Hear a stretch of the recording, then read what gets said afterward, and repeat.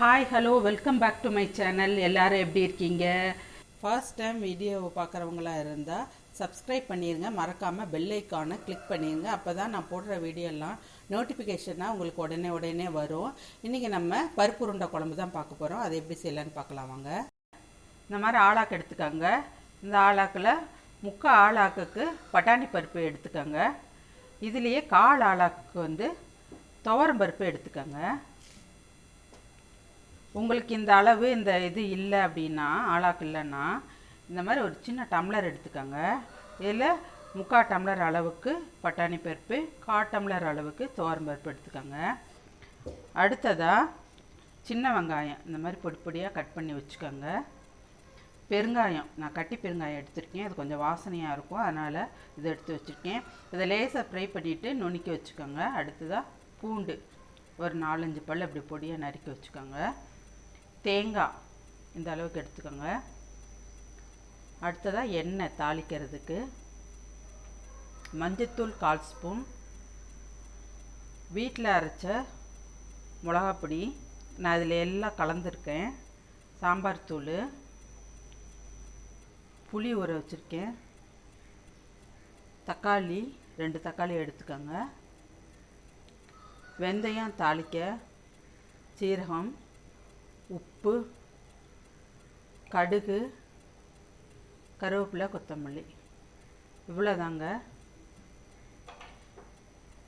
இந்த பருப்பு எல்லாத்தையும் சேர்த்து இப்படி ஊற வச்சுக்கோங்க. ரெண்டையும் கலந்து கழுவிட்டு நல்லா ஊற வச்சுருங்க. இப்போ நம்ம இதை அரைக்க போகிறோம். அரைச்சி எடுத்துக்கலாம். இந்த மாதிரி எல்லாத்தையும் குறன்னு கொஞ்சம் உப்பு சேர்த்துக்கோங்க. பருப்பு இந்த மாதிரி அரைச்சிக்கோங்க. கொஞ்சம் குறப்பாக அரைச்சிக்கோங்க. இதில் இப்போ தேங்காய் கொஞ்சம் போல் தேங்காய், திருவண்ண தேங்காய்,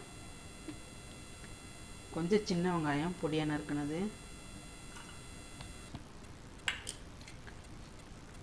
பூண்டு பொடியாக நறுக்குன பூண்டு கொஞ்சம் சேர்த்துக்கோங்க. அடுத்ததாக கருவேப்பிலை, கொத்தமல்லி இலை போட்டுட்டு நல்லா மிக்ஸ் பண்ணிடுங்க. உப்பு நான் சேர்த்துட்டேன், ஏன்னா நம்ம குழம்புலேயும் உப்பு சேர்க்க போகிறோம், அதனால் பாதி உப்பு இதில் சேர்த்துருக்கேன். நல்லா மிக்ஸ் பண்ணிடுங்க.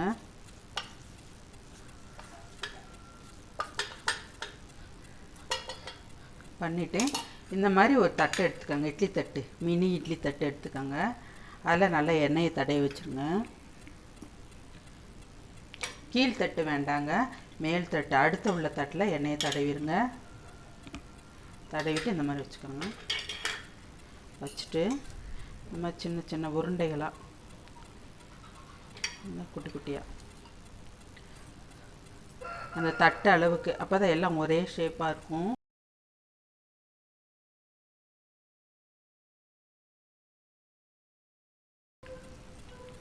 அவ்வளோதாங்க, 2 தட்டு அளவுக்கு வந்திருக்கு. இப்போ இதை நம்ம இட்லி குக்கரில் வச்சு வேக வச்சிடலாம். இப்போ ஸ்டவ்வை ஆன் பண்ணிக்கோங்க. இப்போ கொஞ்சம் போல் எண்ணெய் ஊற்றிட்டு மிச்சம் இருக்க இந்த வெங்காயத்தை இதில் கொட்டிடுங்க. பருப்பில் பாதி போட்டேன், இதில் பாதி போட்டுக்கோங்க.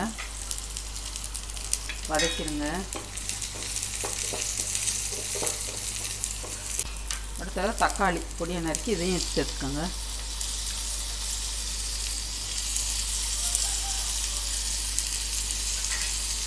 இதையும் நல்லா வதக்கி விட்டுருங்க. வெங்காயம் தக்காளி நல்லா வதங்கிருச்சு பாருங்கள். இது வந்து முழுசாகவே கட் பண்ணி வெங்காயம் தக்காளி எல்லாம் போடலாம், ஆனால் குழந்தைங்க இதெல்லாம் ஓரமாக எடுத்து வச்சுருவாங்க வெங்காயம் தக்காளியை, அதனால தான் நம்ம இப்போ வதக்கி போடுறோம். இப்போ ஸ்டவ்வை ஸ்லோ ஃப்ளேமில் வச்சுட்டு கொஞ்சம் போல் மஞ்சத்தூள் இதிலே போட்டுருங்க. மஞ்சத்தூள், சாம்பார் தூள்,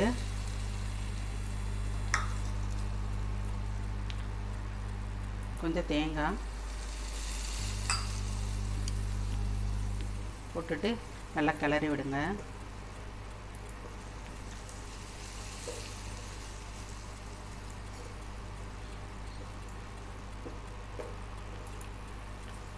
அந்த சூட்லேயே நல்லா கிளறி விடுங்க.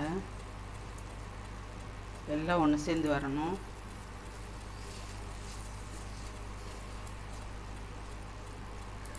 இப்போ இதை நல்லா ஆற வச்சுட்டு மிக்சியில் போட்டு அரைச்சிடலாம்.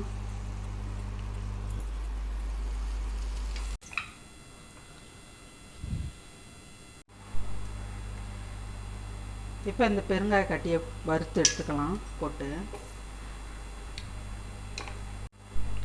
எண்ணெய் சூடாயிருச்சு, பெருங்காயத்தை வறுத்து எடுத்தாச்சு.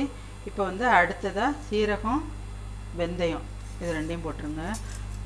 உங்களுக்கு சோம்பு வாசனை பிடிக்கும் அப்படின்னா சோம்பு கூட இதில் சேர்த்துக்கலாம் கொஞ்சம் போல்.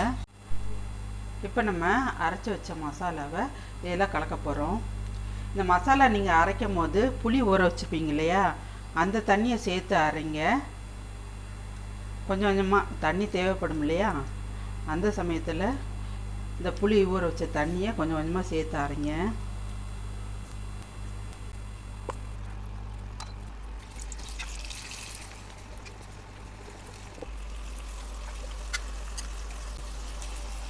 மசாலா அரைச்ச தண்ணி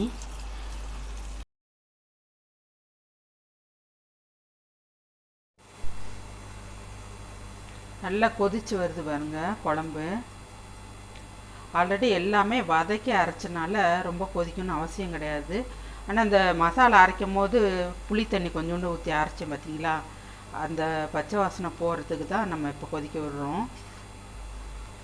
புளி நீங்கள் பார்த்துக்கங்க, இன்னும் உங்களுக்கு வேணும் அப்படின்னா இதில் சேர்த்துக்கங்க. புளியை கரைச்சி கொஞ்சம் ஊற்றிக்கங்க, ஊற்றி இன்னும் கொஞ்சம் கொதிக்க விடுங்க.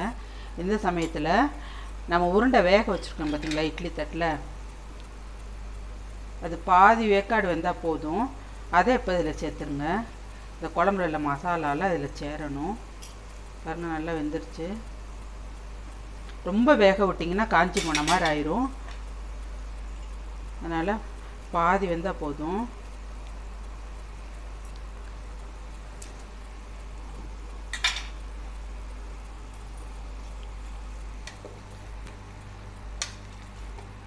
நீங்கள் இப்படி வேக வச்சு தான் போடணுன்னு இல்லை, பச்சை மாவே உருண்டை பிடிச்சி நல்லா கொதி வரும்போது போட்டுருங்க. ஆனால் கொஞ்சம் தண்ணி நல்லா தாராளமாக வச்சுட்டு அப்புறம் பச்சை மாவை உருட்டி அதில் போடணும். ஏன்னா அது கொதிக்க கொதிக்க சுண்டி வரும், கெட்டியாயிரும் மாவுன்றனால. உங்களுக்கு எப்படி விருப்பமோ அப்படி செஞ்சுக்கலாம் உருண்டை குழம்பு. இன்னும் வெங்காயம் தக்காளி இப்படி வதக்கி அரைச்சி பார்த்திங்கன்னா அது ஒரு டேஸ்ட், அது ஒரு மணமாக இருக்கும். இப்போ இந்த குழம்புக்கு தேவையான உப்பு சேர்த்துக்கிறேன்.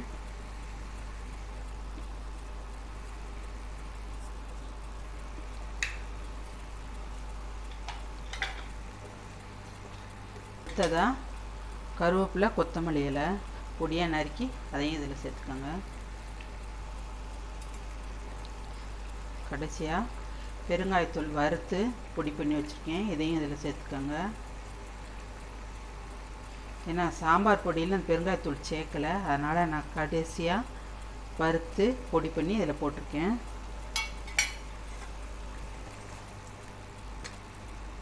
அவ்வளோதாங்க, உருண்டை குழம்பு ரெடி ஆயிடுச்சு. ஸ்டவ் ஆஃப் பண்ணிடலாம்.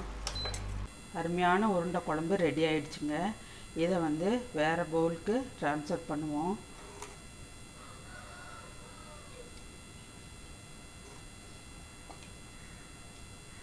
ரொம்ப டேஸ்ட்டாக இருக்குங்க. இட்லிக்கு நல்லாயிருக்கும், தோசைக்கு நல்லாயிருக்குங்க, சாதத்துக்கு ரொம்ப நல்லாயிருக்கும். நான் வந்து இதில் கடுகு சேர்க்கலை, வெந்தயம் சேர்த்தனா நான் கடுகு சேர்க்கலை. நீங்கள் வேணும் அப்படின்னா சோம்பு கடுகு சேர்த்து தாளிச்சுக்கோங்க. இந்த டிஷ்ஷை நீங்கள் வீட்டில் ட்ரை பண்ணி பாருங்கள், ரொம்ப நல்லாயிருக்கும். சூடாக சாப்பிட்டு பாருங்கள், ரொம்ப டேஸ்ட்டாக இருக்கும். இதோட நீங்கள் நெய் கூட சேர்த்து சாப்பிட்லாம், ரொம்ப நல்லாயிருக்கும். இந்த டிஷ் உங்களுக்கு பிடிச்சிருந்துச்சுன்னா லைக் பண்ணுங்கள், ஷேர் பண்ணுங்கள், கமெண்ட் பண்ணுங்கள், சப்ஸ்கிரைப் பண்ணுங்கள், பெல் ஐக்கானை கிளிக் பண்ணுங்கள். தேங்க்யூ.